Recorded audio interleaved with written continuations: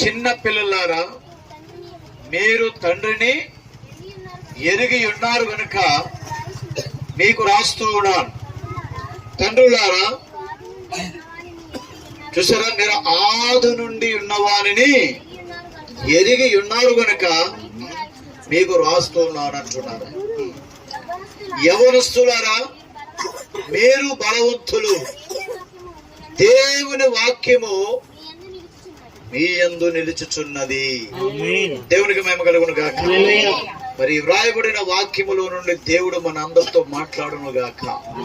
దేవునికి స్తోత్రం. జాగ్రత్తగా ఇక్కడ మనం గమనించినట్లయితే, మరి దేవుని వాక్యములో మనం చూస్తున్నప్పుడు యోహాను యేసుక్రీస్తు యొక్క శిష్యుడు. ఈయన శిష్యులందరికంటే ఎక్కువ కాలం జీవించిన వాడని చెప్పొచ్చు. దానికి అర్థం ఏంటంటే 11 మంది శిష్యులు కూడా హతసాక్షులైతే ఈయన సామాన్యంగానే మరణించారు. 5 పుస్తకాలు రాశారు ఆయన. ఒక సువార్త, 3 పత్రికలు, ఒక ప్రకటన గ్రంథం. దేవునికి మహిమ కలుగును గాక. ఎన్ని రాశారు ఆయన? సువార్త 1, పత్రికలు 3, ప్రకటన గ్రంథం. బైబిల్కి చివరలో, బైబిల్ మొదట్లో మనం చూస్తే మోషే మనకు కనబడుతుంది. ఆయన ప్రవక్త, అతడు యెహోవా ప్రవక్త మోషే. దేవునికి స్తోత్రం. అతడు ద్వారా ప్రారంభ గ్రంథాలు దేవుడు రాయించాడు మోషే ద్వారా. ఆయన కూడా 5 గ్రంథాలే రాశాడు. దేవునికి స్తోత్రం. యోహాను కూడా 5 గ్రంథాలే రాశాడు. మోషే పరిశుద్ధ గ్రంథ ప్రారంభికుడు, యోహాను పరిశుద్ధ గ్రంథం యొక్క ముగింపుకుడు. దేవునికి స్తోత్రం. ఆది కాండము, నిర్గమ కాండము, లేవి కాండము, సంఖ్యాకాండము, ద్వితీయోపదేశ కాండము, ఈ 5 కాండములు ఎవరు రాశారు? మోషే ద్వారా వ్రాయబడినవి. దేవునికి స్తోత్రం. అలాగే ఇతడు దేవుని ప్రవక్త అయి ఉన్నాడు. పరిశుద్ధ గ్రంథము యొక్క ప్రారంభికుడు అతడు. ఆది కాండముతో పరిశుద్ధ గ్రంథం మొదలైనది. దేవుని స్తోత్రం. ఆది కాండముతో మొదలై ప్రకటన గ్రంథముతో ముగించబడినది. అర్థమైందా? ఆది కాండములో ఏ విషయాలైతే చక్కగా చెప్పబడ్డాయో దానికి మరి చక్కటి అర్థముతో చాలా లోతుగా యోహాను కూడా రాశాడు అక్కడ ప్రకటన గ్రంథములో. సరే, జాగ్రత్తగా మీరు గమనించినట్లయితే ఈ ఇద్దరు పరిశుద్ధ గ్రంథానికి మొదటగా ఉన్నది మోషే, చివరిగా ఉన్నది యోహాను. ఒకరేమో ప్రారంభించారు, ఒకరేమో ముగించారు. దేవుని గొప్ప కార్యాలు ఇవన్నీ కూడా. దేవుడు ఒక ద్వారా ప్రారంభింప చేశాడు, ఇంకొక ద్వారా ముగింప చేశాడు. ఇద్దరు మనుషులే, దేవదూతలు కాదు వీళ్ళు. భూమి మీద ఉన్నటువంటి వాక్యాన్ని ప్రకటించే దూతలు వీళ్ళు. దేవునికి మహిమ కలుగును గాక. ఎంతమందికి అర్థమవుతుంది? ఎంతమంది దేవుని స్తుతిస్తారు ఇక్కడ? ఓకేనా? అయితే ఇందులో ఒకరు ప్రవక్త, ఇంకొకరు అపోస్తులుడు. ప్రవక్త ద్వారా ప్రారంభించబడి అపోస్తుల ద్వారా ముగించబడినది. దేవుని స్తోత్రం గాక. దేవుడు ప్రవక్తతో ప్రారంభించి అపోస్తులతో ముగించాడు. ఆయన ఈ కాలంలో కూడా అంతే. ప్రవక్తతో ప్రారంభించాడు, అపోస్తుల పరిచర్యతో దేవుడి పరిచర్య ముగించబోతున్నాడు ఆయన. దేవునికి మహిమ కలుగును గాక. 5 విధముల పరిచర్యతో ఈ వధువు పరిచర్య దేవుడు ముగించనై ఉన్నాడు. ఎంతమంది దేవుని స్తుతిస్తారు? ప్రవక్తతో ప్రారంభమైనది పరిచర్య, కానీ ముగింపు అపోస్తులతో వధువుతో ముగించబడుతుంది. అలాగే మోషే ఒక ప్రవక్త అయి ఉన్నాడు. బైబిల్ వ్రాయటం అతనితో ప్రారంభించబడినది. అతను ఒక ప్రవక్త. 12 గోత్రాల్లో ప్రియులరా అతడు ఒక నాయకుడు అయి ఉన్నాడు. అయితే పరిశుద్ధ గ్రంథం ముగింపుకి దేవుడు మరొక వ్యక్తిని ఎంచుకున్నాడు. అది ఎవరు చెప్పాలి? యోహాను.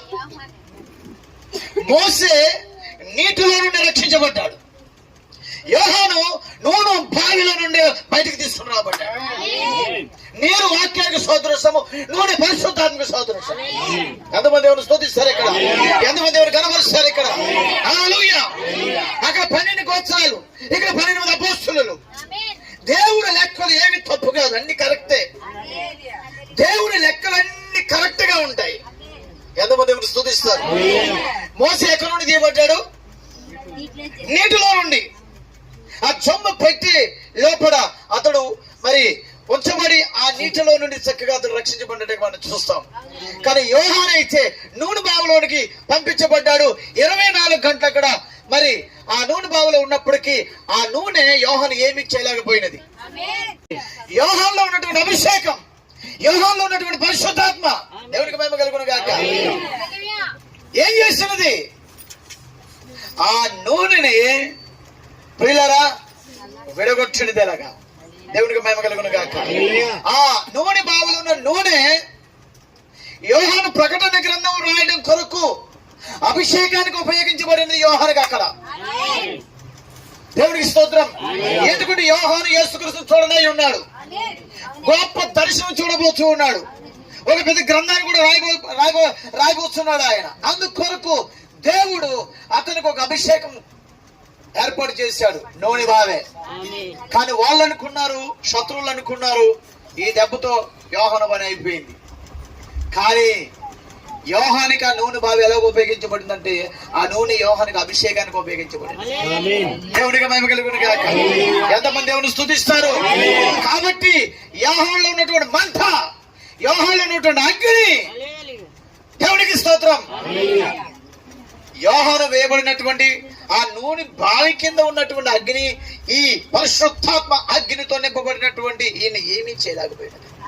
ఎందుకంటే ఈయనలోని దహించిన అగ్ని ఆయన దేవుడు ఉన్నాడు. గొప్ప వర్తమానం ఉన్నది. కాబట్టి యోహానులో ఉన్నటువంటి నూనె అనగా పరిశుద్ధాత్మ ఆ నూనెలో ఉన్నటువంటి వేడిని తొలగించేశాడు ఆయన. ఆ నూనె బావిలో నుండి వాళ్ళు బయటకు వచ్చేటప్పుడు దేవుని దూత యొక్క స్వరూపం కలిగిన వాడుగా ఉన్నాడు అక్కడ. హల్లెలూయా. ఎంతమంది దేవుని స్తుతిస్తారు? దేవుని పని పూర్తయ్యే వరకు, దేవుడు అనుకున్నది జరిగే వరకు, దేవుడు ఏర్పాట్లు ఉన్నటువంటి ఏ వ్యక్తికి ఎలాంటి హాని జరగని వాడు ఆయన. ఓకేనా? మోసేను కూడా ఆ నైలు నదిలో బుట్టలో పెట్టి విడిచిపెట్టినప్పుడు కొన్ని 100,000 మొసళ్ళు ఆ నదిలో ఉన్నాయి. కానీ బుట్టకు పైగా పరిశుద్ధాత్ముడు వచ్చి కూర్చున్నారు. కొన్ని 1000 దూతలు వచ్చి ఉన్నారు కాపులాగా. ముసళ్ళు చుట్టూ కూడా ఉన్నాయి. కానీ దేవుడు ముసల్లో రాజుకు చెప్పాడు, రాజముసలకి, హలో ముసలి రాజు, ఆ బుట్టలో ఉన్నటువంటి వ్యక్తి ఎవరో తెలుసా? యెహోవా ప్రవక్త. అతన్ని తాకడానికి ముట్టడానికి మీకు అధికారం లేదు. అతనికి చెక్కిరుడుగా ఉండండి. Praise the lord. కొన్ని 1000 దూతల బుట్ట చుట్టూ ఉన్నారు. పరిశుద్ధాత్ముడు వచ్చే బుట్ట పైన కూర్చున్నాడు. చుట్టూ ముసళ్ళు కూడా సెక్యూరిటీగా దేవుడు ఏర్పాటు చేశాడు. ఆ బుట్టని గాని లోపల ఉన్న మోషన్ని గాని ఏమీ తాడు. ఆ నీరు కూడా లోపలికి రాలేకపోయింది. ఓకేనా? ఆ విధంగా మోషే బయటకు వచ్చాడు. ఇక్కడ నూనె బావి నుంచి యోహాను బయటకు వచ్చాడు. ఎంతమంది దేవుని స్తుతిస్తారు? మోసే నీటి నుంచి బయటకు వచ్చి దేవుని చేత ప్రియులు నిర్ణయించబడిన ఆ సమయము అతనికి అనుగ్రహించబడినది. అదే ఆ గొప్ప మండుచున్న పొద దర్శనము. ఎంతమంది దేవుని స్తుతిస్తారు? అలాగే యోహానుకు కూడా ఆ గొప్ప ప్రకటన గల దర్శనాన్ని దేవుడిచ్చి ఉన్నాడు. ఈయన 5 ఖండాలు రాశాడు ధర్మశాస్త్రాన్ని. ఈయన 5 పుస్తకాలు రాశాడు యోహాను. ఎంతమంది దేవుని స్తుతిస్తారు? ఎంతమంది దేవుని కనబరుస్తారు? కాబట్టి అతడు ఇశ్రాయేలీయుల కొరకు ప్రవక్తగా నియమించబడ్డాడు. ఆమేన్. కానీ యోహాను అన్య జనులకి ఇవ్వబడినటువంటి గొప్ప వర్తమానాన్ని ముందుకు తీసుకుని వెళ్ళేదానికి అనేకమైన సంగతులు, అటు ఇశ్రాయేలీయులకు 1,44,000 మందికు, ఇటు అన్య జనుల నుండి రక్షించబడే వధువుకు కావలసినటువంటి ఆ గొప్ప మెసేజ్ గ్రంథాన్ని, ఆ గొప్ప ప్రేమలేఖ గ్రంథాన్ని దేవుడు యోహాను రాయించాడు. ఆ యోహాను నేడు వధువుకు సాదృశ్యంగా ఉన్నాడు. ఆ మోసే ప్రవక్త నేడు ప్రవక్తకు సాదృశ్యంగా ఉన్నాడు. ఎంతమంది దేవుని స్తుతిస్తారు? ఓకేనా? దేవుడి ప్రణాళికలు చాలా గొప్పవి. దేవుని ఆలోచనలు చాలా విలువైనవి. అర్థం చేసుకోవాలంటే ఖచ్చితంగా నీ పేరు గొర్రెపిల్ల జీవ గ్రంథంలో ఉండాలి. ఎంతమంది ఆమె చెప్తారు ఇక్కడ? ఎంతమంది దేవుని స్తుతిస్తారు ఇక్కడ? భూత కాలంలో ఒకరు, వర్తమాన కాలంలో ఒకరు. అంటే బైబిల్ ప్రారంభించినది ఒకరు, బైబిల్ ముగించినది ఇంకొకరు. దేవుడు భూత వర్తమాన భవిష్యత్ కాలంలో ఉండే దేవుడు. భూతకాలము, భవిష్యత్ కాలము, మధ్యలో వర్తమాన కాలము. దేవుడికి మహిమ కలుగును గాక. భూతకాలంలో ఉన్నది ఆయనే, వర్తమాన కాలంలో ఉన్నది ఆయనే, భవిష్యత్ కాలంలో ఉన్నది కూడా ఆయనే. ఎంతమంది స్తుతిస్తారు? ప్రారంభించేది ఆయనే, కొనసాగింపు చేసేది ఆయనే, ముగించేది ఆయనే. ఆయన మన ప్రభువు యేసుక్రీస్తు. ఎంతమంది స్తుతిస్తారు? ప్రవక్త ద్వారా మొదలుపెట్టి, ప్రవక్త ద్వారా మరి ప్రారంభించి, ప్రియులారా ఆ ప్రవక్త ద్వారా ముందుకు తీసుకెళ్లి తర్వాత ఈ పరిచర్య 5 రకాల పరిచర్య, అంటే 5 రోజుల పరిచర్య వధువు పరిచర్యతో ముగించబడుతుంది. యోహాను పరిచర్య, వధువు పరిచర్య. దేవునికి మేము కలుగును గాక. ఎంతమంది దేవుని స్తుతిస్తారు? మోషే ఆ గ్రంథములు మరి చూడండి ఏ విధంగా రాశాడు ధర్మశాస్త్రాన్ని. మోషేని కొండ మీదకి పిలిచాడు దేవుడు. మోషే నువ్వు కొండ ఎక్కు.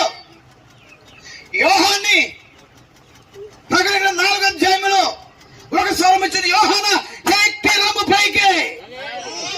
మోషే కొండ పైకి ఎక్కిరా.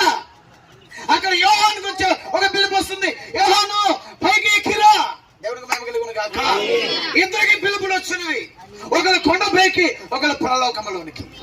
దేవునికి మేము కలుగును గాక. ఒకరు జరిగిపోయిన రాయటానికి, ఇంకొకరు భవిష్యత్తు కాలంలో జరగబోయే సంగతులు రాయటానికి. దేవుని స్తోత్రం. జరిగిపోయిన సంగతులు రాయాలంటే కొండ మీదకి వెళ్తే చాలు. మోషేకి ఆత్మను జరిగిపోయిన కాలంలో దేవుడు తీసుకెళ్లాడు. భవిష్యత్ కాలంలో జరిగిపోయే సంగతులకి యోహాన్ని పైకి తీసుకెళ్లాడు, పరలోకానికి. ఎంతమంది దేవుని స్తుతిస్తారు? Praise God. దేవుడు గొప్పదని అంత విలువైనది. కాబట్టి నా ప్రియమైన దేవుని పిల్లరా, జాగ్రత్తగా మనం గమనిద్దాం. ఈ చివరి కాలంలో మనం ఎక్కడున్నామంటే ఆ ద్వారం దగ్గరే ఉన్నాం. ద్వారం దగ్గరే ఉన్నాం. సమయం చాలా చిన్నగా, చాలా తక్కువగా ఉన్నది ఈ రోజు మనకి. ప్రభు వచ్చి ఆల్రెడీ ఆయన ప్రియులారా తన వధువు కొరకైన ఎదురు చూస్తా ఉన్నాడు. 1963లోనే ఆయన యొక్క రాకడ గొప్పతనాన్ని తెలియజేశాడు. ఆయన 1963లోనే ఆయన రాకడ యొక్క పిల్లల ఉనికిని పరిచయం చేశాడు. ఆయన 1963లోనే ఆ 7 ముద్రల ప్రత్యక్షతను దేవుడు ఇచ్చి ఉన్నాడు. కాల ప్రవచన ఎంతమంది దేవుడు స్తుతిస్తారు? ఎంతమంది దేవుడు కనపరుస్తారు? ప్రకటన 10వ అధ్యాయము నెరవేరింది. 11వ వచనాలు నెరవేరిన ఎక్కడ? 1963లో. దేవుడికి స్తోత్రము. ఎంతమంది దేవుడు స్తుతిస్తారు? ఇక్కడ ఆ గొప్ప ప్రభువైన యేసుక్రీస్తు రాకడ ఉనికి వధువుకి తెలిసిపోయినది, వధువుకి పట్టబయలైనది, ఆయన భార్యకి తెలిసిపోయింది. ఆయన ఎప్పుడు వచ్చాడు, ఎప్పుడు వెళ్ళాడు. దేవుడికి స్తోత్రం. ఓకేనా? ఇప్పుడు మనం ఎక్కడున్నాం? వధువు ఎలాగా ఉంది? ఇప్పుడు సిద్ధపడి ఉన్నది. ఆమె వెళ్ళుటకు ఇంకెంతో సమయం లేదు. ఆమెలో దేవుడు నన్ను వచ్చినందుకు దేవుడికి స్తోత్రాలు చెప్తున్నాను. దేవునికి స్తుతి చెల్లిస్తున్నాను. దేవుడు నాకు ఇచ్చిన కృపను బట్టి దేవుడికి మహిమ కలుగును గాక. మీకు ఎంతమందికి సంతోషంగా ఉంది? వినపడతలేదు నాకు ఎక్కడ. దేవుడికి స్తోత్రము. కాబట్టి ప్రియులారా, దేవుడు ప్రారంభిస్తాడు, దేవుడే ముగిస్తాడు. కానీ మనుషుల్లో నుండి ఆ కార్యాలు దేవుడు జరిగిస్తాడు. ఓకేనా? కాబట్టి నా ప్రియమైన దేవుడు పిల్లరా, జాగ్రత్తగా మీరు గమనించండి. మోషేని జరిగిపోయిన కాలంలోకి దేవుడు తీసుకెళ్ళాడు, జరగబోయిన సంగతులన్నీ చూపించాడు. కానీ యోహాను జరగబోయే కాలంలోనికి తీసుకెళ్ళాడు. జరగబోయే సంగతులు ఆయనకి దేవుడు చూపించాడు. యోహాను ఎవరికి సాదృశ్యం అని చెప్పి మనం మాట్లాడుకోవడం పోయిన వారు. ఆ ప్రకటన గ్రంథములో 4వ అధ్యాయంలో నుండి పైకి వెళ్ళిన యోహాను నేటి ఎత్తబడి వధువుకి సాదృశ్యం. అంతే, వధువుకి సాదృశ్యమై ఉన్నాడు ఆయన. Praise God. 3 అధ్యాయాలు ముగిసినవి, 4వ అధ్యాయంలో ఎత్తబాటు జరిగింది. అక్కడ ఆయన వెళ్ళిపోయాడు, యోహాను పైకి వెళ్ళాడు. ఓకేనా? 7 సంఘ కాలాలు ముగిసినవి. ఇక వధువు వెళ్ళుటకు సమయమే మిగిలి ఉన్నది. వధువుకి ప్రపంచానికి తీర్పు దగ్గరలో ఉన్నది, మహాశ్రమల దగ్గరలో ఉన్నవి ప్రపంచానికి. కాబట్టి నా ప్రియమైన దేవుని పిల్లల, ఈ చివరి కాలంలో, చివరి దినాల్లో మీకు నేను చెప్పేది ఏంటంటే, పిల్లలు, యవనస్తులు, తండ్రులు, ఈ 3 తరగతుల వారు ఈ కాలానికి, సమయానికి నీకు ఇవ్వబడినటువంటి ఈ జీవపు రొట్టె వర్తమాన వాక్యము, దేవుడికి స్తోత్రం. ఈ రొట్టెని చక్కగా 3 తరగతుల వారు విరిచి పంచుకొని తినాలి చక్కగా. ఎందుకంటే ఆల్రెడీ రొట్టె సిద్ధపరచబడి ఉన్నది, తయారు చేయబడి ఉన్నది. ఆ తయారు చేయబడిన రొట్టెని నేను మీకు ఇస్తున్నా. ఇప్పుడు నేను చెప్పే వర్తమాన వాక్యము నాది కాదు, దేవునికి స్తోత్రము. దేవుడు తన ప్రవక్త ద్వారా సిద్ధపరిచినటువంటి రొట్టె ఇది. ఆయన సిద్ధపరిచాడు, నేను వచ్చి మీ గురించి మంచి పెడుతున్నాను అంతే. హల్లెలూయా. ఈ రోజు మనం తినే పనిలో ఉన్నాం. తినుడే తినుడు. ఏ రొట్టెది? ఆ రొట్టె పేరేంటమ్మా? జీవపు రొట్టె. ఏ రొట్టెది? జీవపు రొట్టె, మరణపు రొట్టె కాదు. ఏ రొట్టెది? జీవింపజేసే రొట్టె. అది నా రొట్టు. ఎవరిది? మీకు అర్థం కాదు ఇంకా. దేవునికి మహిమ కలుగును గాక. ఆ రొట్టు ఇంకా విరిచి పెంచబెట్టబడతా ఉంది. ఆ రొట్టు తినిన వాడు సావనే సావడు, సచ్చినా సావడు, ఎప్పుడు సజీవంగానే ఉంటాడు. అలాంటి జీవపు రొట్టెను దేవుడు మనకి ఇచ్చిండు. అది దేవుని వాక్యమై ఉన్నది, కాల వర్తమానమై ఉన్నది. దేవునికి మహిమ కలుగును గాక. 7 సంఘ కాలాలు ముగిసినవి. మనం ఎక్కడున్నాం ఇప్పుడు? 7వ సంఘ కాలాన్ని కూడా దాటేస్తాం. ఎక్కడున్నామంటే సిద్ధపరచబడినటువంటి వధువు. ఆమేన్. Praise the Lord. ఆ వాక్యపు గదుల నుంచి వెళ్ళిపోయే సమయం ఆసన్నమైంది. ఇప్పుడు ఎంతమంది సిద్ధంగా ఉన్నారు? ఇక్కడ ఎంతమంది సిద్ధంగా ఉన్నారు? ఈ పిల్లలు, యవనస్తులు, తండ్రులు, ఈ 3 తరగతుల వారు ఈ రొట్టెను పంచుకొని తినాలి. ఈ వాక్యం చుట్టూ సమకూడాలి. అప్పుడే మీరు సజీవంగా ఉండే ఒక రోజున పిల్లరా మనము బలము పొందుకొని పక్షరాజులు రెక్కల సాపి ఈ భూమి మీద ఎగిరిపోతాం. మన దేహాలు మార్పు చెందుతాయి. ఆ రాకడ కొరకు సిద్ధపడి ఎత్తబడిన కొరకు 2000 సంవత్సరాల నుండి ఎదురు చూస్తా ఉంది వధువు. దేవునికి మహిమ కలుగును గాక.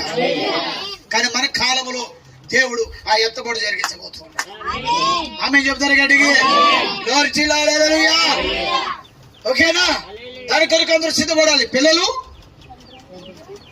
యవనస్తులు, తండ్రులు, ఈ 3 తరగతుల వారు ఖచ్చితంగా పిల్లరా వారి వారి వాక్యానుసారమైన గుణములను ఏం చేయాలి? ప్రచురించాలి, ప్రత్యక్షపరచాలి.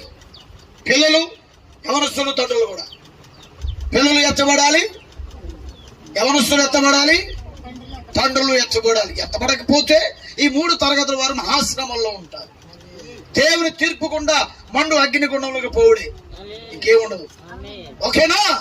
దేవునికి స్తోత్రము. కాబట్టి మన కొరకు ఒక ద్వారం తెరవబడి ఉన్నది, మన కొరకు ఒక పిలుపు రెడీగా ఉన్నది, మన కొరకు ఒక రొట్టె ఇవ్వబడినది. ఇది తింటూ ఆ యొక్క ద్వారము గుండా త్వరగా మనం ఆయన దగ్గరికి వెళ్ళిపోదాము గాక. God bless you. దేవుడు మీకు ఇచ్చును గాక.